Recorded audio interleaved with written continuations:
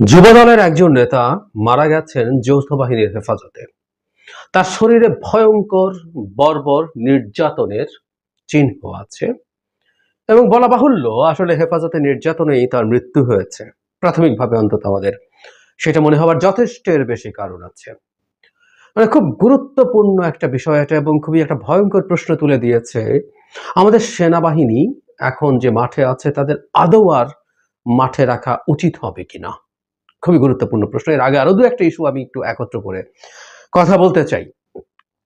প্রথম আলোর হেডলাইন এরকম, বাবার কুলখানির আগে রাতে আটক যুবদল নেতার সকালে মৃত্যু, শরীরে নির্যাতনের চিহ্ন। উনি একজন যুবদল নেতা ছিলেন। আমি একটু রিপোর্টে যা বলা হয়েছে একটু পড়ি, আপনারা অনেকে হয়তো পড়েননি বা জানেন না। আমি একটু দীর্ঘ হলেও কিছু কথা বলতে চাই, কারণ এর মধ্যে অনেকগুলো খুঁটিনাটি আছে যেগুলো আমাদের একটু জানা দরকার পরবর্তী বিশ্লেষণের জন্য।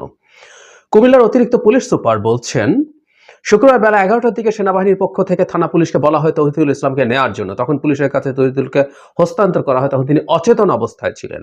পরে হাসপাতালে নেওয়ার পর চিকিৎসক তাকে মৃত ঘোষণা করেন। তাকে কেন আটক করা হয়েছিল, তিনি কিভাবে মারা গেলেন সেটি এখনই বলা যাচ্ছে না। তারা বলছেন যে তারা জানার চেষ্টা করছেন, ময়নাতদন্তের পর জানা যাবে। ঘটনার বর্ণনা দিয়ে তৌহিদুল ইসলামের ভাই সাদিকুর রহমান প্রথম আলোকে বলেন, বৃহস্পতিবার দিবাগত রাতে তার বাবার কুলখানির আয়োজন নিয়ে কাজ করছিলেন।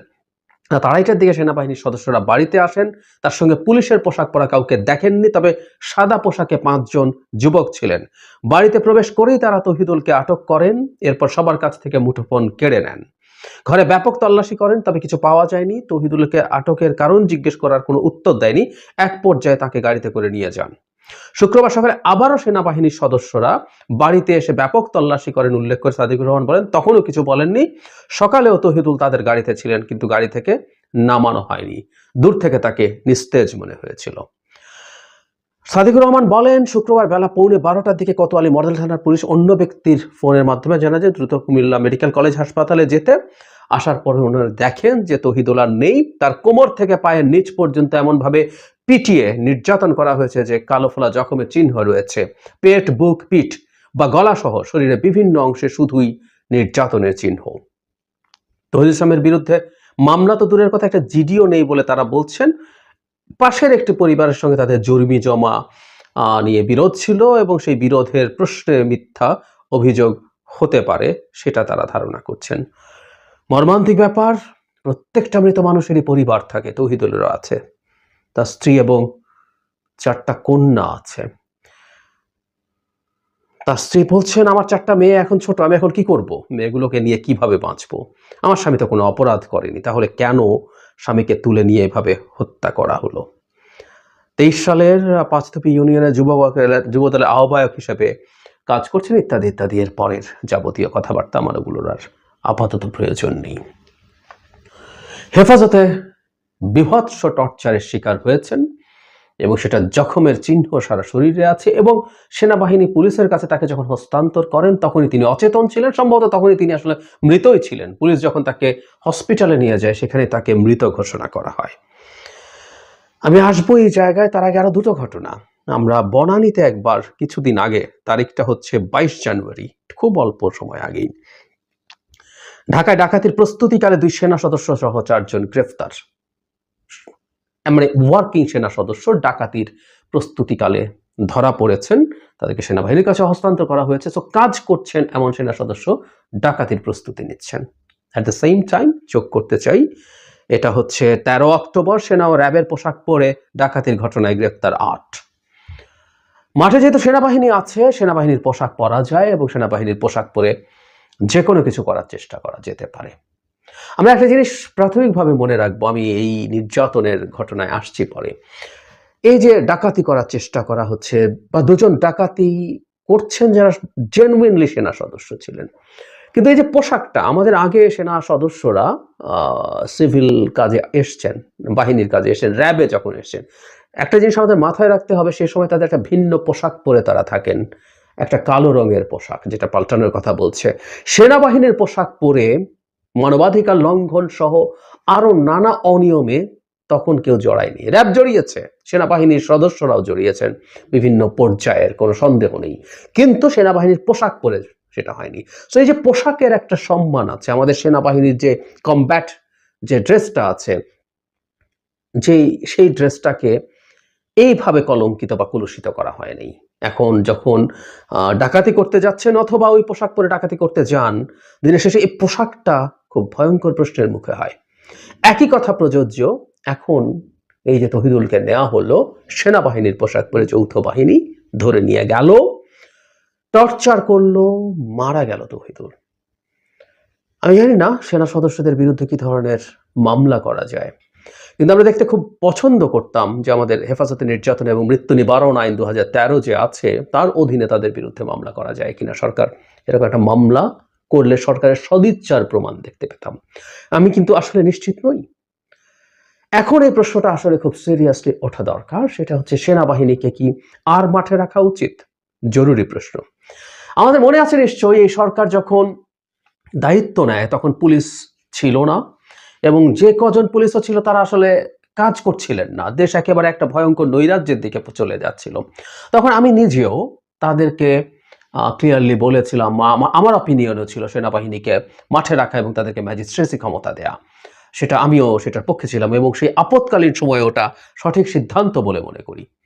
আজ 6 মাস পার হয়েছে, এখন আসলে এটা ভাবতে হবে দীর্ঘদিন সেনাবাহিনীকে মাঠে আর রাখা উচিত হবে কিনা। একটা কথা আমাদের মনে রাখা দরকার, আমি র্যাব বাহিনীটাকে বিলুপ্ত করার পেছনে একটা খুব সিরিয়াস যুক্তি আমার পক্ষ থেকে যেটা মনে হয় সেটা হচ্ছে, আমরা কখনো, এটা আমাদের উচিত হবে না দেশের অভ্যন্তরের আইন শৃঙ্খলা রক্ষার কাজ সেনাবাহিনীকে দেয়া। আমরা সশস্ত্র বাহিনী এভাবে বলি, সেনা, বিমান, নৌ, যে বাহিনী হোক না কেন, এমনকি বিজেপিকেও দেয়া কখনোই উচিত নয়। কারণ হচ্ছে আইন শৃঙ্খলা রক্ষা একটা বিশেষ দক্ষতা, সেই দক্ষতা পুলিশকেই ট্রেনিং দিয়ে করতে হয়। পুলিশের কাজই হচ্ছে রাষ্ট্রের নাগরিক, নিজ রাষ্ট্রের নাগরিকদের সাথে তার যাবতীয় কর্মকাণ্ড, সে যদি কাউকে নিবৃত্ত করতে হয়, এমনকি গুলি যদি করতে হয়, সেটা নিজ রাষ্ট্রের মানুষের প্রতি গুলি।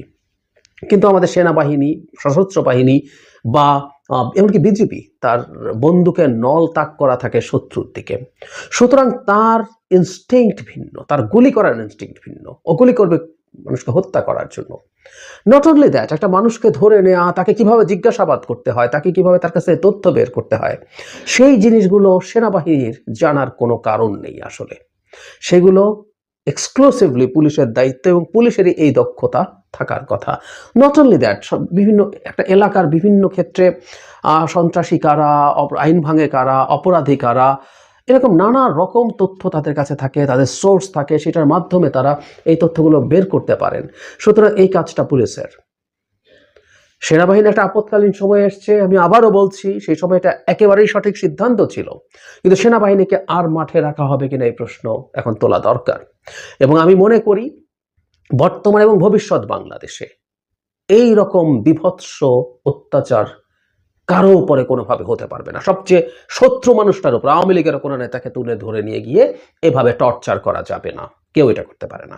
এটা নিয়ে কারো কাছে যদি খুব খারাপ লাগে শুনতে, আমি তারপরে বলছি, আমি অনেক আগে অনেক বিভৎস ক্রোধ, ঘৃণা থাকা অবস্থায়ও এই কথাগুলো বলেছি, 5 আগস্টও বলেছি, আমি আবারও বলছি। যে মানুষটা মারা গেলেন, তার শরীরের কিছু ছবি আসলে ছড়িয়ে পড়েছে, আমি দেখলাম কি বিভৎস অত্যাচার করা হয়েছে। আমাদের এটা গা শিউরে উঠবে কেউ যদি দেখি, কল্পনা করতে পারি। আমরা আমাদের উপদেষ্টা নাহিদ ইসলামের শরীরে কিছু ছবি দেখেছিলাম, একই ধরনের ছবি আরো বেশি এক্সটেন্সিভলি তহিদুলের শরীরে আছে। আমাদের এই টর্চার্ড উপদেষ্টাকে ভুলে যাবেন তার উপরে কি হয়েছিল? আমি সিরিয়াসলি মনে করি এটার বিরুদ্ধে সরকার আইনানুগ ব্যবস্থা, আমি আবার বলছি নিশ্চিত নই সেনাবাহিনীর সদস্যের বিরুদ্ধে যদি তাদের দিক থেকে কোনো ব্যবস্থার মানে সিস্টেম ভিন্ন থাকে, আমাদের সিভিল আইন অনেক ক্ষেত্রেই তাদের ক্ষেত্রে প্রযোজ্য হয় না, যদি সেটা হয়ে থাকে সেনাবাহিনী তার নিজস্ব আইনে এটা নিয়ে এটাকে কগনিজেন্সে নেবে, এটাকে বিচার করবে এবং এই বিচারটা জনসমক্ষে প্রকাশ করতে হবে। আমাদের সেনাবাহিনী একটা খুবই গুরুত্বপূর্ণ ভূমিকা পালন করেছে এই অভ্যুত্থানে, আমি মনে করি। অনেকে তাদের প্রচুর সমালোচনা করেন, সেনা প্রধানের করেন, কিন্তু আমি বিশ্বাস করি শেষ পর্যন্ত সেনা প্রধান তার অধস্তন অফিসারদের চাওয়া বা চাপ যাই হোক না কেন, সিদ্ধান্তটা তাকে নিতে হয়েছে, তিনি নিয়েছেন। এবং আমাদের জুনিয়র কমিশনড অফিসার, আমাদের জুনিয়র কমিশনড অফিসার বা আমাদের অন্যান্য অফিসার মধ্য পর্যায়ের অনেকেই অনেকেই আমাদের এই জনগণের সাথে তারা একাত্মতা প্রকাশ করেছেন, সোলজাররা একাত্মতা প্রকাশ করেছেন। সেই সেনাবাহিনীকে এই রকম আর কোনো বদনামের মধ্যে ঢুকতে দেওয়া যাবে না। আর একটা জরুরি কথা, নানা রকম গুজব ভেসে বেড়াচ্ছে, ১-১১ গুজব। বিএনপির ওপরে ক্র্যাকডাউন হতে পারে এই অভিযোগ আছে, গুজব আছে।